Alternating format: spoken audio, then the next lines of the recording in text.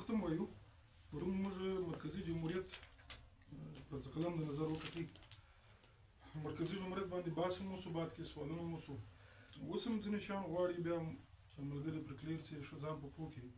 چونکې دا دوه ډېر متضاد ټکي دي د یو بل سره نو سړی حیران سي چې یو خوا د جمهوریت خبره کوي بله خوا د مرکزیت خبره کوي او بیا د دواړو امپلیمنټ د دې څه وایي اصطلاح جوړول دا دلته مختار لا وایي د انقلابي ګوند د نورو خاصیتونو علاوه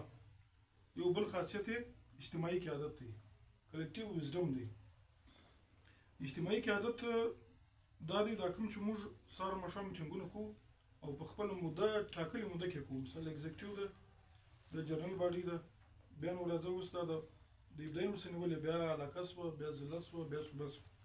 دا زموږ د اګزیکټیو او د کمیټیو چې کوم ټاکلې موده ده په دې کې د میټینګونه کول او د دې د تجربو څخه د دې د معلوماتو په رڼا کې دا پارټي بیا پرمختګ کوي مثال اوس دا کېدای نه سي چې زموږ د مرکزي کمیټې یو دی فیصله راسي دلته لیکلي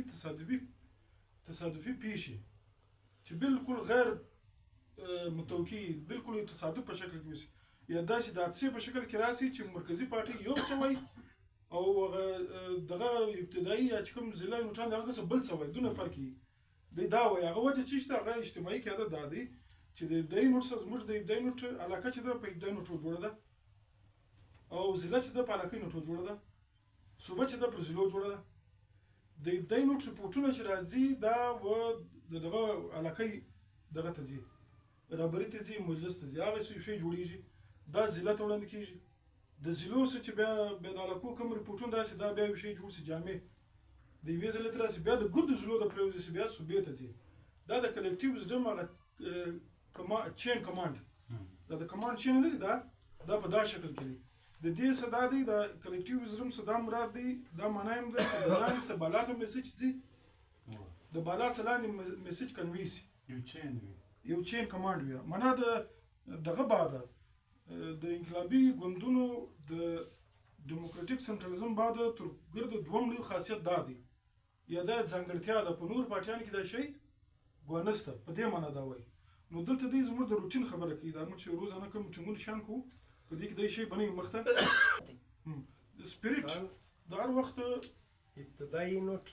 اگزیکټیو سوه کمیټي سو د اجتماعي قیادت سو علاقه نوټ سو کمیټي سو اگزیکټیو سو د اجتماعي قیادت سو دا تر صوبایي دا تر مرکز صحیح دا ګرځاګ راځي ټول داسې دا کمیټي چې د ستا اجتماعي قیادت سو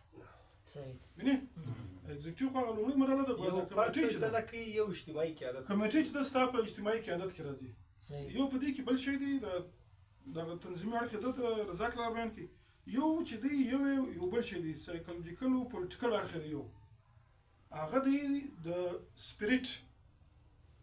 یو سپیریټ راځي دا هر وخت د هر زمان خپل سپیریټ راځي معنا په یو ټیم کې دا و چې د پاکستان څخه مخکې د کامپالو ګوندونو چې کوم جوړښت سټرکچر مرام یو شی په دې کې یو سپیریټ ولو دا تقریبا په ګرد وطن کې خو زه پر راځم مثلا بیا د پاکستان بعد بیا د نیب قیادت بیا دغه بعد بیا د پونم په شپو کې یا اوس